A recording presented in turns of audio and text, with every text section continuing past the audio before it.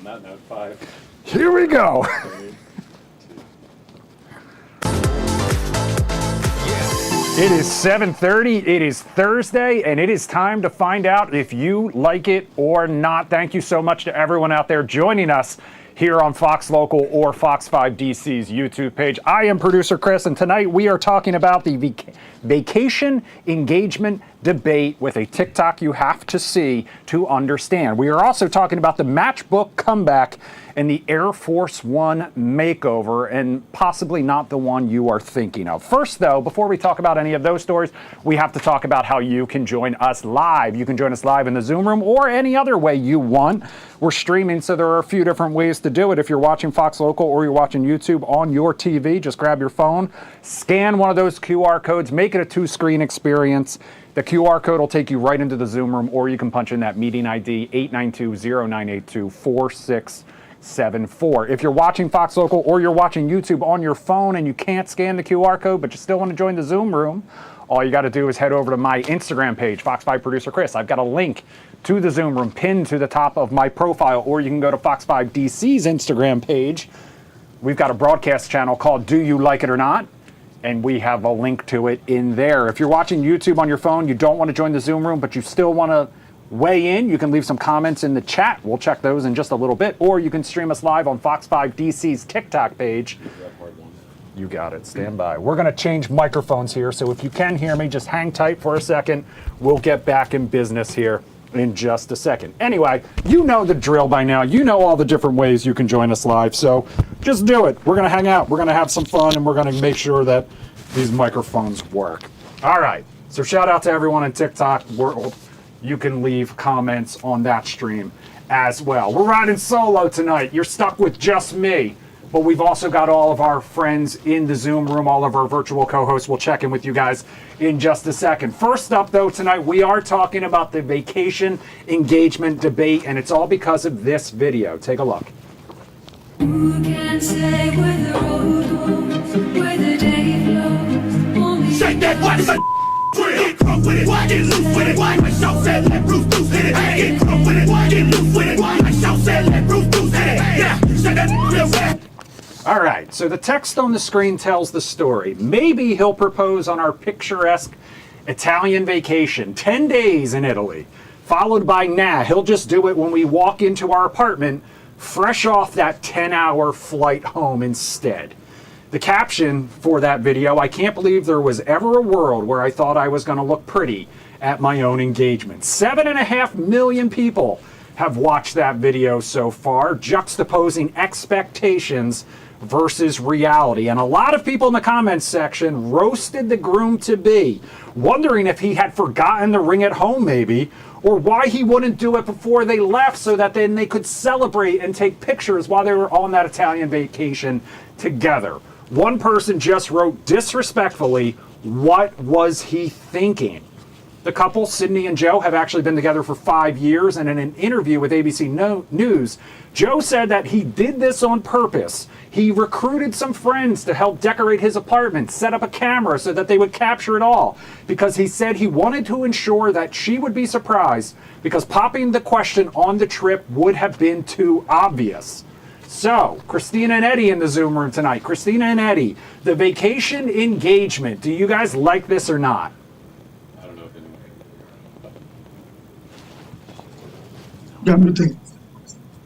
Eddie, can you hear me? So we can't even hear you, Chris. Oh, no! All right, so we're going to work on whatever our I don't problem know if is you can here. hear us, but we can't hear you. We can hear you, but I don't know if you can hear me. All right, guys, what we're going to do, let's take a break. I know it's on YouTube. I can hear it on YouTube. Okay. If you can hear us on YouTube, we're going to take a quick break. We'll figure it out. We'll be right back.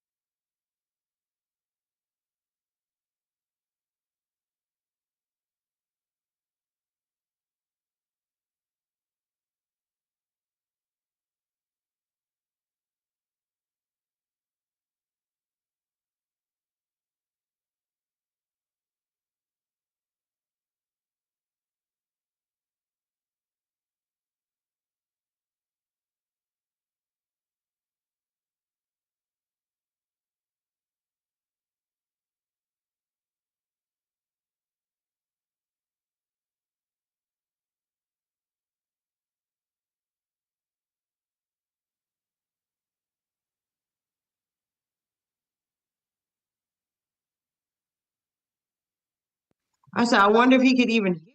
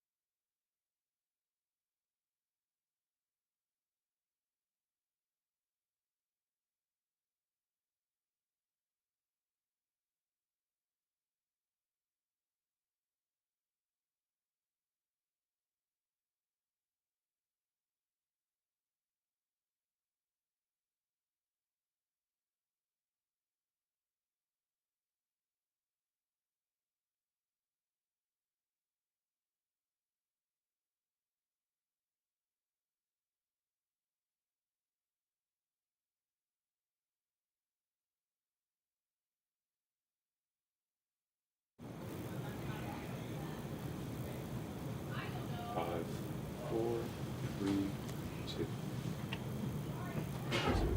All right, welcome back to Do You Like It or Not on this Thursday night. We call it Chaos Thursday here, and sometimes that extends to our technology. So, if you guys couldn't hear us earlier, we were talking about the vacation engagement. A couple spent 10 days in Italy, and while they were there, the groom-to-be did not propose. He waited until they got off of a 10-hour flight, walked into their apartment, and then popped the question. They posted a video of that engagement on social media, on TikTok, 7.5 million views, and people absolutely roasted him, saying, "What were you thinking? Why would you not do it while you were on the vacation? Why would you not do it before you left so that you could celebrate while you were there? Why would you wait until you walked in and looked like that to finally ask it?" He said he did it because he wanted it to be a surprise, and it would be too obvious if he did it while they were on that trip. But Christina and Eddie are in the Zoom room, and Christina and Eddie, I'm curious, do you like the idea of waiting until you get back and walk in the apartment after that 10-hour flight looking rough to pop the question, or should he have done it while they were on the trip? He should have did it on the trip. Of course. Yeah, you got to do the trip. That's what you're paying for. It's romantic. On the other hand, devil's advocate here, if you're doing it on the trip and there's that expectation that just because you're going on this trip, you're going to pop the question, doesn't it take a little something away from the experience when you're like waiting, you know, for the groom to be at that point? He's probably nervous, trying to find the exact right moment. For the potential bride to be, you are sitting there waiting for it to happen. Every time you go out, every dinner, every time he bends down to tie his shoe, you're wondering, oh, is this the moment? Well, he should have took care of them before they went on vacation. But if you didn't, she knows it's coming. Just do it. Yeah. I was coming, I man. think everyone, I mean, that would be the expectation. So it's better than, like you said, you get him back off after that long flight and Like, I would have been upset. Like, why did you do it on vacation? I've been upset. Just knock it out, man. Just knock it out. Yeah. Could have celebrated, yeah, in Italy. You know what's coming, so get rid of it. Yeah. Okay, that's one take. But you mentioned expectations, and Allison, I think it's all about managing expectations sometime. Do you like the way that he handled this? I mean, obviously each couple is their own, and if it works for her, we love it. If she likes it, we love it. But do you like this? No, I would not like that because, for one, don't be all tired and worn out proposing, because it's making me look like I'm about to marry a worn out, tired person. I want to see you at your best. I want to be looking cute because we got to take pictures afterward and do a whole thing. So I don't like it. Okay, Billy's in the Zoom room. Billy, happy Thursday. Thanks so much for joining us. Do you like this plan that this groom-to-be had or not? Well, that's a touchy situation.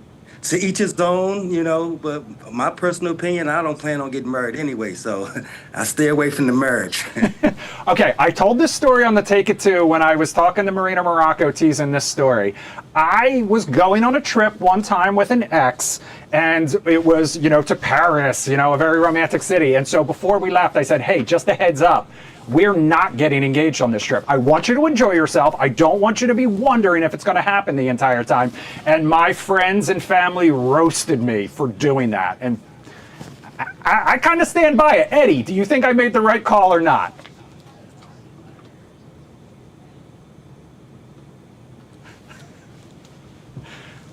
Ex for a reason. Yeah, you made the right call. She's an ex for a reason. Maybe you weren't ready. Maybe you saw some red flags and you said, "No, I'm not doing it." So yeah, you made the right call.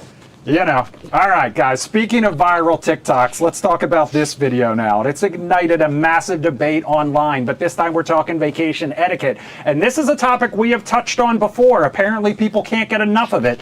A British tourist taking matters into her own hands at a resort pool. Going by the name Nanny Rachel on TikTok, she filmed herself clearing off sun loungers at a hotel in the Canary Islands. Rachel removed the towels and clips left behind by what she called pool hoggers, who reserve those prime spots all day without ever actually using them. And that is the key part there. She says she wanted to teach them a lesson, but her actions have divided the internet, as you can imagine. Some are praising her for fighting back against seat-saving culture, while others are calling her actions unprompted policing. So, we have talked about this before. Like I said, Allison, we have talked about the couple that sued a resort because they weren't able to get one of those loungers near the pool. But this woman taking matters into her own hands, do you like it or not? I don't like it. Miss Ma'am needs to be reminded she does not work there. She's not getting paid to clean up. And do not touch people's belongings. You don't know what somebody might have there. Even if you don't see a person for a minute, somebody could have left something important. Then they're going to come after you, and it's going to be a whole situation. So I don't like that. Okay, Freddie, do you like the idea of her taking matters into her own hands and policing other people's behavior? I would have to agree with Allison on this one. I would have to agree with Allison. All right, Billy, I agree with Allison. I agree with Freddie, but there's also a part of me that kind of, I respect her for doing this, and there's that twisted side of me that wishes I had the nerve. That's the whole point. I wish I had the nerve because, that's a touchy situation because you can have somebody try to hurt that lady, you know what I'm saying? And she looks like she's a little elderly, like she really can't protect herself, really. So I wouldn't touch anybody's stuff, period. Yeah. Christine and Eddie, there's this guy that I follow on social media. He works for Barstool. He's kind of a jerk, but every so often he'll record videos of himself on the highway blocking the shoulder so that no one can go around him in traffic while they're sitting in bumper-to-bumper traffic. And that is a very similar situation to me. It's a terrible idea. Don't do it. You can get yourself hurt, but at the same time, I have the modicum of respect for it. Yeah, I agree with everyone else. Don't do that. What is she, the Karen of the pool now? Like you're just taking over and taking it upon yourself because you're upset about something. Nah, I understand. I wouldn't even want to touch somebody's towel. Yeah, me either. That's the thing. I understand that you just got this urge to be like, I gotta clean up and show these people.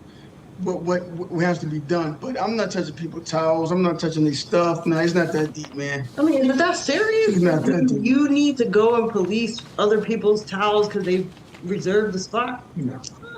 Nah, I wouldn't do that. No, I do think this is a recipe for disaster. Touching other people's stuff is just going to get you in trouble. All right, guys, the days of spending an entire career with one company may be a thing of the past. More workers, especially recent college graduates, are moving from job to job. Now, employers are actually rethinking how they view these so-called job hoppers. Management experts say frequent job changes are becoming more common and aren't necessarily a negative. Companies are increasingly working to maintain relationships with former employees, recognizing that they can become valuable ambassadors, clients, or even future hires. Experts note workers who leave on good terms often share positive reviews and help strengthen a company's reputation. They say the key is viewing employee departures not as a loss, but as an investment that continue to pay off dividends long after a worker moves on. So, seeing job hopping as a positive. Billy, do you like the idea of job hopping and employers recognizing that it may be a good thing? That's not a good thing, but if people, it's how hard it is to find a job now. If you can hop from job to job, more power to you. I just wouldn't do that personally. I've been at my job for 10 years and I don't plan on going anywhere. Yeah, I completely understand that. I'm going on almost 15 here at this point. Allison, the idea of job hopping not being seen as a negative thing anymore, do you think that's a good thing? I think it's a great thing, Chris. Okay, so here's what I do. I am a job hopper. I've had probably about 45 to 50 jobs. However, I always stay anchored in one job that I'll stay at for like 10 to 15 years. My current job I've been at for 15 years, but I also have other things. And now I have so many qualifications. I know how to do everything because I worked everywhere. So you got to keep on trying until you get it right and learn more along the way and see what's going to be permanent for you. Yeah, and that sounds like an investment in yourself too, because it makes you a better employee because you're a more well-rounded person. And if you find something that's more ideal for you, then you're set up for that future career as well. Freddie, the idea of job hopping, do you like it or not? I was just going to talk about that. Yeah. Right now, I don't have a job. So I've been applying going to 40, 50 jobs, 40 businesses, or 50 jobs, and then I got nothing to get hired. So I feel like, to me, it's probably a good thing because I'm still in school. So I think it's better for me to just continue with my school and then just get it done. But right now, it's so hard with the economy. Yeah, very, very hard. We know that for a lot of people, that's the situation. And I tried. Yeah. Christina and Eddie, the idea of job hopping, a lot of people, employees, feel that employers are not loyal to them. They have no loyalty back as a result. Do you think that's a good thing? You know, it's hard. I think I agree with Freddie in terms of the economy. And, layoffs are more prevalent now. And that's usually out of your control. And that's especially depending on the industry you're in. I know I used to be in tech and they would lay off people all the time. So then you have no choice. And then you go to another company and it's the same thing again. So I like that they're giving people grace and understanding that you might not be able to stay at a job for more than 3-5 years because of the economy, because of layoffs, rifts, and all those things that happen. It's great if you could stay for 10 years. I think most people would enjoy that, but that's not always a luxury that everyone has. Yeah, if you find a job that you love or at least embrace, try to keep it, without layoffs. But, if you just jump from job to job to say, well, they won't let me use the bathroom or, certain times, something small. It's like, come on, man, you're going to learn when you become an older adult that these jobs is, the grass is not always green on the other side. So, and plus, you got to know yourself. I'm in lazy mode. I love my job. That's what I'm doing. Yeah. My 2 jobs, Sledge House Media, and my job, that's what I'm doing. Yeah, I mean, I do think it's a tacit acknowledgement at a certain point that for a lot of people, the only way to get any sort of salary increase, the only way to get necessarily a title increase is to leave and go somewhere else. So to not get punished for that, I think, is a good thing. And I do think more businesses need to recognize that people need to look out for themselves because in the long run, your company is not necessarily looking out for your best interest. All right, guys, keep the comments coming on YouTube, in the TikTok chat. You can also still join the Zoom room. We've got more coming up. Coming up next, though, we're going to show you the Air Force One makeover and find out if you like it or not. We'll be right back.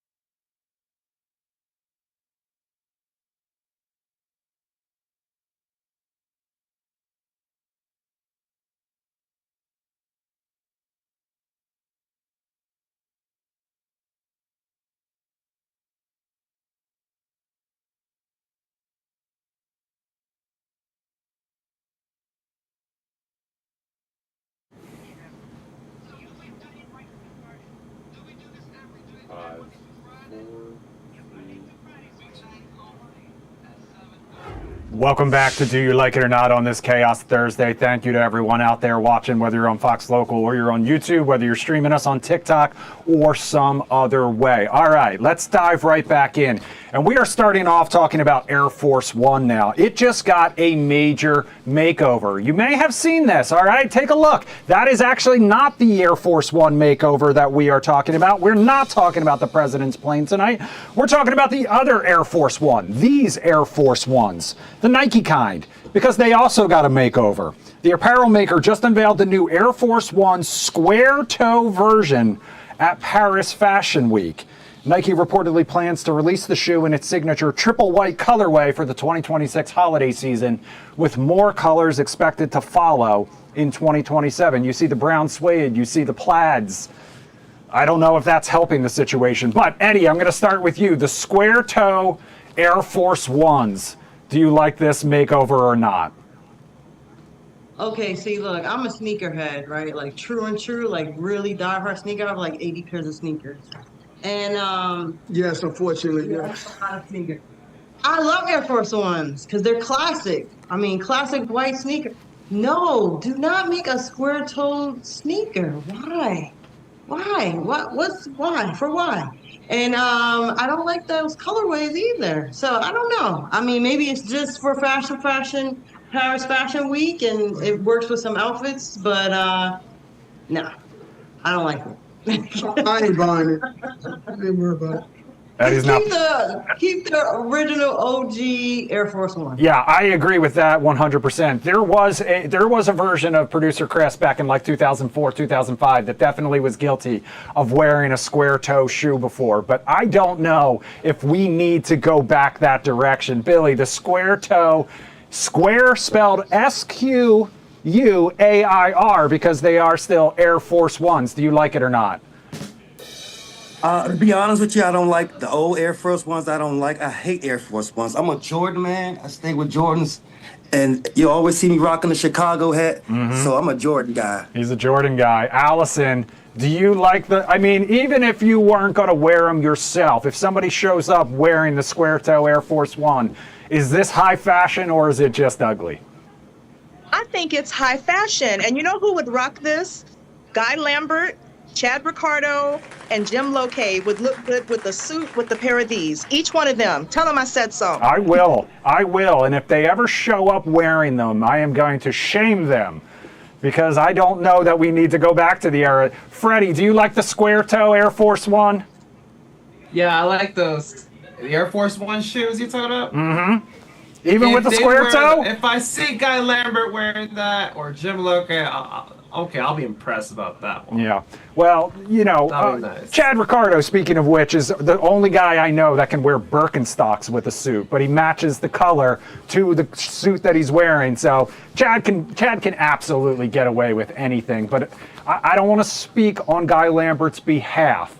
But as a man of a certain age, I don't think he's going back to the square toe. All right, speaking of comebacks, don't call it a comeback, but Bloomberg says matchbooks have become hospitality's hottest new piece of merchandise. If you're of a certain age, speaking of which, you know most bars and restaurants used to have their own branded matchbooks. The paper says young collectors are fueling the demand for the artfully designed matches, but it could also have to do with the growing number of people who have taken up smoking instead of vaping. So, Christina, bringing back the custom matchbooks, do you like this trend or not? I mean, if I was a smoker, maybe, or so. I know I did see someone on a TikTok or Instagram that do collect matchbooks, and it did look kind of cool as almost like a little decor piece. So, I mean, I think it's cool from that perspective, like nostalgic, but I'm not a smoker, so I wouldn't use it. It'll just sit there collecting dust, so no. I guess they need something to do, so I guess it's cool. I'm not a smoker either, so I guess they need something to do. So. If it's just as a collector's item, then yeah, I guess so. Yeah, if I go into a bar or a restaurant and at the hostess stand they have their own branded matchbooks, I take one every single time, and I have an entire coffee table bowl that's full of just wine corks and matches that I have taken from restaurants that I have been to. Billy, do you like the idea of bringing back these custom matchbooks? No, I don't like the idea because sometimes when you strike a match, it'll pop and land on your face, and so I stick with a lighter, big okay. lighter. Allison, how about you? Do you like the custom matchbooks? Yes, and I had actually been thinking about getting them as something to sell with my business since I sell candles. Zendiva, skincare.com. You can find them there. But that would be something good to actually sell with the candles. It's been on my mind, but now I'm more heavily thinking about it. Yeah, it was also a big party favor for millennial weddings for a hot minute there too, when people were looking for things that they could kind of give away. All right, finally guys, let's talk about M&Ms now, because a bag of them will be a little less colorful in the near future. The Wall Street Journal says Mars is dropping 2 colors as part of their transition from artificial to natural dyes. That means no more blue or brown M&Ms for the time being if you buy the all-natural versions. Mars is also introducing non-synthetic versions of other candies like Extra, Starburst, and Skittles. The candy maker says it is working towards offering naturally colored M&Ms in all 6 signature colors by the year 2028. But Billy, ditching the brown and the blue M&Ms from the bag, do you like this or not? Does it matter what color your M&M is, or do they all taste the same? I love M&Ms, and I don't really care what color they are, as long as it's the peanuts in the middle. Oh yeah, the peanut M&Ms are by far the best. I agree 100%, and it does not matter what color they are. Freddie, ditching the brown and blue M&Ms, does it matter? Do you care? Do you have a preference? I would say I still like the M&Ms, but it's been a while I've been eating those. Okay, so you It's been a while I've been eating those in a lot, but I don't eat those. Allison, does it matter to you when it comes to M&M color, or do they all taste the same? Yeah, they probably do taste the same, but mentally it does something when you see the colors. So if they take blue, I would like them to replace it with maybe a turquoise. Okay, yeah, they used to have a violet, and then they ditched that and they went tan, and then they ditched that and they went to blue. Christina and Eddie, does it matter when it comes to M&M color? No, it doesn't matter. I'm just curious why brown though, because brown is the color of chocolate. I thought the exact same thing. That seemed like the easiest one, but they're also the worst color one. So I don't know. I like the yellow. Interesting. I would think red and blue, not brown. As long as they have the peanuts in it, I don't care. Yes. Exactly. Thank you to everyone who joined us here tonight. Despite our technical difficulties, Fox 5 News at 8 coming your way next.